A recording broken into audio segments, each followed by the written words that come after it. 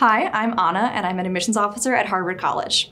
If you're applying to the Harvard College class of 2029, our admissions committee will consider your standardized test scores as one part of our whole person application review process. A whole person approach to admissions means we evaluate your application within the context of your full academic and personal experiences.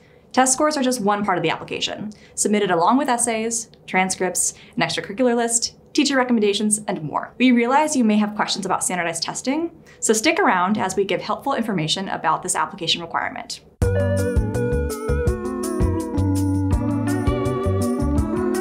Which standardized tests does Harvard require? Harvard will accept the SAT or ACT to meet the standardized testing requirement. In exceptional cases, when those tests are not accessible for you, one of the following alternate tests can meet the requirement. So we have AP exam results, IB actual or predicted scores, GCSE or A-level actual or predicted results, or National Leaving Exams results or predictions. Keep in mind, English language proficiency exams such as the TOEFL, IELTS, and Duolingo cannot be used to meet the standardized testing requirement, though you are welcome to submit them for review as part of your application materials. What if I don't have access to SAT or ACT testing in my hometown or home country? If you don't have access to nearby test sites, or if there are no available spaces near you, you can still apply to Harvard. We encourage you to submit scores from other standardized tests you can access more easily. For students at schools that offer AP courses, the IB program, or Cambridge examinations, you can submit your actual results or predicted scores. If you live in a country with national leaving exams, you may submit those scores.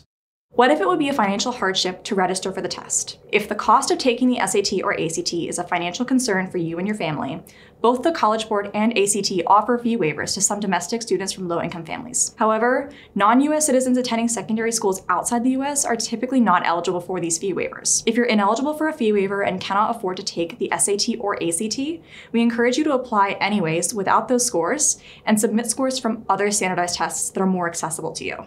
How will the admissions committee evaluate my test scores? Harvard has found that SAT and ACT scores are strong predictors of Harvard grades, but they're just one part of your application. So when reading and reviewing your application, the admissions committee will review your test scores along with your grades, the courses you took, and other parts of your application to understand your academic preparation for Harvard. The committee recognizes that not all students have attended well-resourced schools and that those from modest economic backgrounds or first-generation college families may have had fewer opportunities to prepare for standardized tests. So each application is read with great care, considering the context of your high school and a community, and acknowledging that talent is widespread, but opportunity and access are not.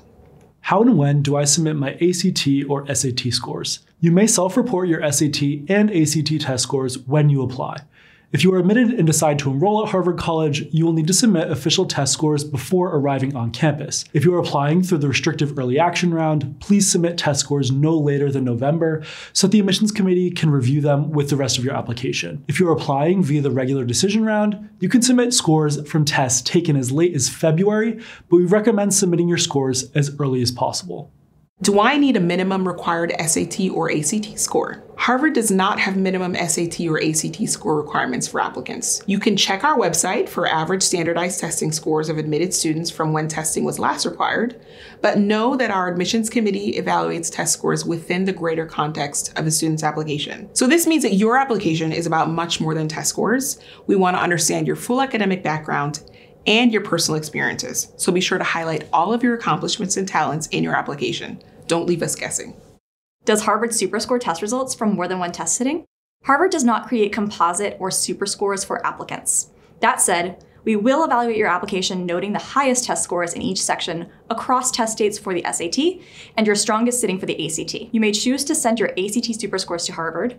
When you do so, we will also receive the full results from your best sitting, including the highest composite from a single test date.